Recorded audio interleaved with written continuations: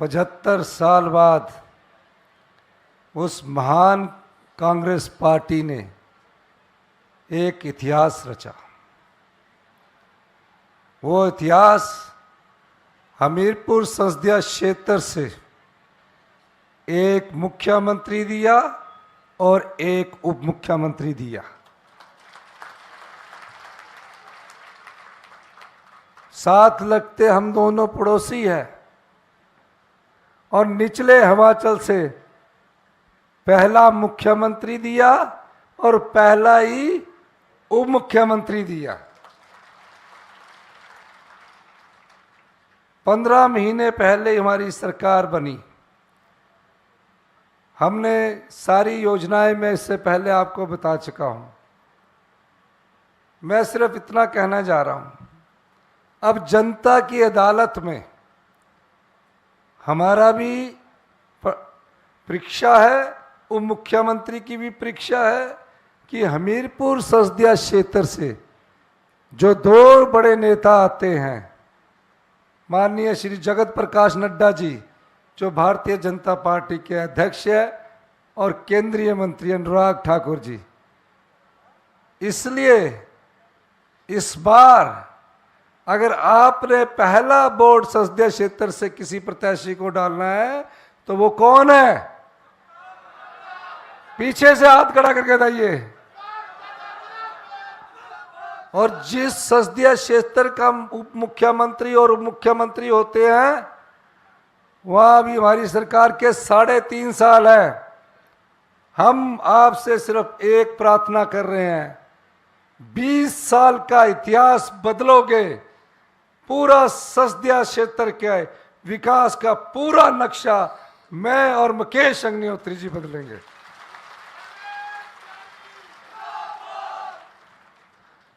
इसलिए 15 महीने पहले यहां से हमारे को कांग्रेस पार्टी के प्रत्याशी जीत करके विवेक शर्मा बिक्कू जी को उससे पहले टिकट मिला और फिर इनका टिकट कट गया किसी कारणवश। यहां से जो प्रत्याशी जीत कर गया उस महान कांग्रेस पार्टी ने उसको कांग्रेस का टिकट दिया, जो बीडीसी का चुनाव भी यहां से हारा था। कितना बड़ा सम्मान उसको हमने दिया। विवेक शर्मा 5 साल काम करता रहा लेकिन कांग्रेस पार्टी से कोई गद्दारी नहीं की। टिकट कटने के बाद मेरे पास आया, कहा कि मैंने क्या कसूर किया था। मैंने कहा कसूर नहीं, पार्टी कई बार फैसले करती है और आप पार्टी के कार्यकर्ता है, आप मेरी विधानसभा क्षेत्र में कार्य करें और उस बिके हुए विधायक के लिए भी ये आपकी जिम्मेवारी बनती है कि अगर वहां से चुनाव हारा तो आपके खिलाफ मैं खुद खड़ा हो जाऊंगा। इस बेचारे ने आपका काम किया, उस बिके हुए प्रत्याशी को रहा है। मैं सिर्फ इतना कहना चाहता हूं, आज चुनाव कोई हिमाचल सरकार को बनाने के लिए नहीं हो रहा है।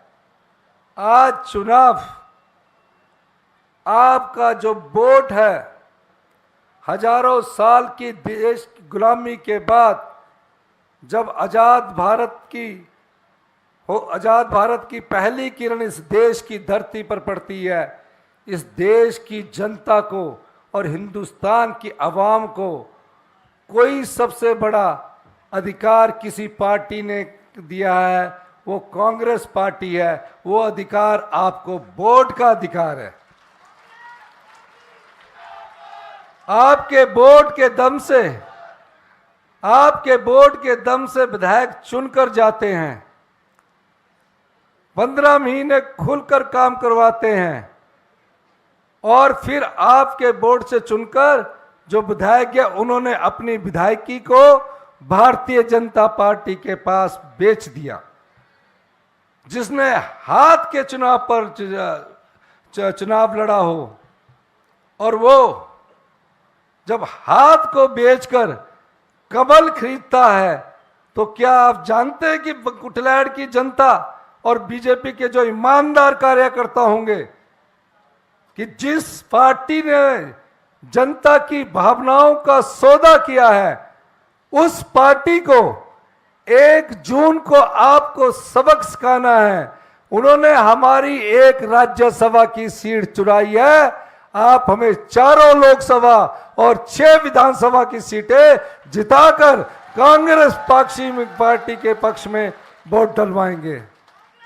जो हमने 15 महीने में किया, हमारी नेता श्रीमती प्रियंका गांधी जी ने सोलन में घोषणा की थी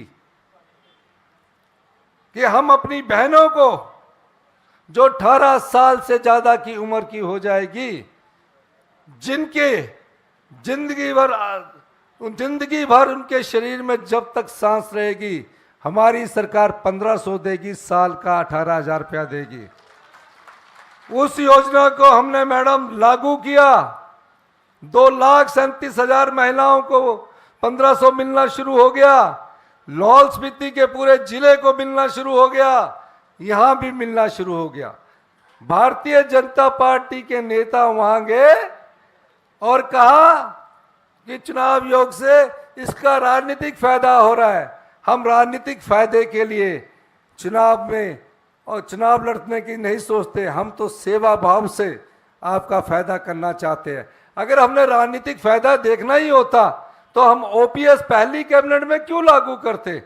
हमारे चुनाव तो 2027 में है। अधिकारी कहते रहे कि 2026 में हम इसे बांटेंगे। मैंने कहा नहीं, हम 1500 रुपया, हमारी नेता ने, श्रीमती प्रियंका गांधी जी ने बोला है, वो आपको मिलना शुरू हो गया। चुनाव आयोग के पास गए, कहा फॉर्म भी रखवाइए, पैसा बैंक अकाउंट में जाने से भी रखवाइए। हमारी दलील पर चुनाव आयोग ने आधा काम किया, फॉर्म भरने की अनुमति दे दी है, लेकिन कहा कि पैसा जो है वो आप चुनाव के बाद डालना। मैंने उनसे फिर कहा कि हमारी जो पार्टी है वो राजनीतिक लाभ के लिए कोई काम नहीं करती, सेवा के लिए काम करती है। मैं आपको वादा करता हूं, हमारी नेता प्रियंका गांधी जी यहाँ बैठी है, अप्रैल का भी और मई के भी 1500 रुपया जो है, अगर आचार संहिता खत्म होने के बाद तुरंत प्रभाव से जिन महिलाओं के फॉर्म भर चुके हैं उनको पहुंच जाएंगे। 1 साल में जयराम ठाकुर सोए रहे, भ्रष्टाचार के चोर दरवाजे बंद करके हमने 2200 करोड़ रुपए का अधिक राजस्व कमाया है, जिसमें आपके लिए इस दूसरे बजट में हम योजनाएं लेके आए हैं। हमने 70 साल से ऊपर के जितने भी बुजुर्ग हैं, ऐसा ग्रां च रहंदे तो जो पता ही है, जब गांव में रहते हैं तो बुखार, कभी बुजुर्ग को बुखार हो जाए या कोई बीमारी हो जाए, वो बुजुर्ग अपने बेटे से नहीं मांगता, क्योंकि वो अपना स्वाभिमान समझता है। हमने उन बुजुर्गों को, हिमाचल प्रदेश के 70 साल से ऊपर के जो भी किसान हैं, 25 लाख रुपए तक की मुफ्त योजना इलाज की लेकर आपके लिए आए हैं। ये अभी से कर रहे हैं। विधवाओं के बच्चे जितने भी हैं, डॉक्टर बनना चाहते हैं, इंजीनियर बनना चाहते हैं, 27 साल तक उनकी पढ़ाई का खर्चा हिमाचल प्रदेश की सरकार उठाएगी। मनरेगा जो श्रीमती सोनिया गांधी जी की सोच से निकली है, डॉक्टर मनमोहन सिंह जी ने उसको अमली जामा पहनाया। क्यों? कोरोना काल में अगर इस देश में अराजकता नहीं फैली तो उसका मुख्य कारण मनरेगा थी कि हर गांव के दरवाजे तक श्रीमती सोनिया गांधी जी के कारण आज रोजगार प्राप्त हो रहा है। यहां दिहाड़ी 240 रुपए थी। जो मनरेगा को बंद करने की बात करते थे, वो भी मनरेगा को प्रधानमंत्री बंद नहीं कर सके। हमने इस दिहाड़ी को बढ़ाकर 240 से 300 रुपया कर दिया है, जो 1 अप्रैल 2024 से लागू होगी। प्राकृतिक खेती पर गाय के गोबर से, भैंस के गोबर से अगर आप खेती करेंगे, यूरिया का प्रयोग नहीं करेंगे, 40 रुपए किलो के हिसाब से गेहूं, 30 रुपए किलो के हिसाब से हम मक्की खरीदेंगे। हिमाचल प्रदेश हिंदुस्तान का पहला ऐसा प्रदेश बना जहां प्राकृतिक खेती से गेहूं का मूल्य 40 रुपए फिक्स किया। ये आपके लिए है, किसानों के लिए है।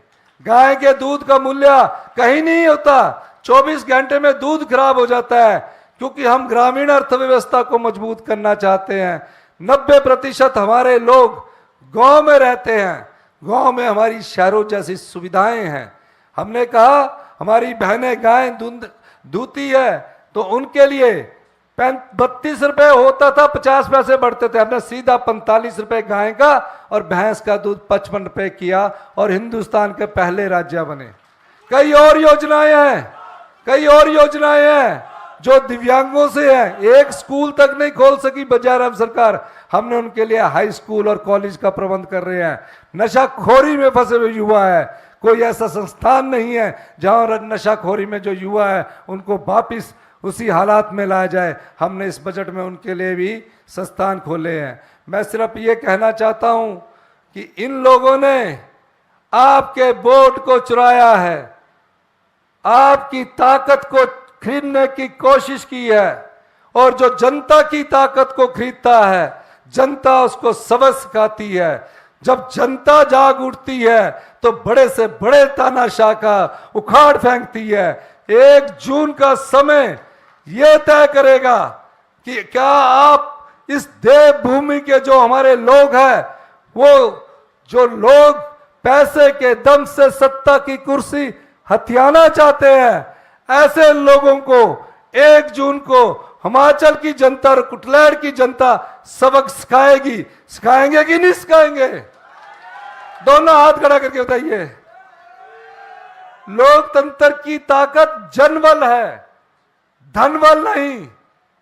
जनता वोट के माध्यम से अपनी चॉइस का सरकार बनाती है। आपने हमको 5 साल के लिए मैंडेट दिया, 5 साल हमें सेवा करने का मौका दिया, 5 साल हमारे कार्य को देखिए।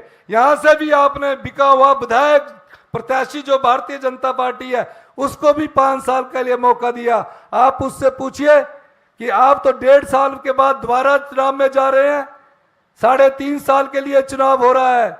मैं ईमानदार बीजेपी के कार्यकर्ताओं से भी कहना चाहता हूं, उन्होंने हाथ को बेचा है, कमल को खरीदा है। ये हाथ का ना हो सका तो कमल का क्या होगा, ये कल बिकेगा।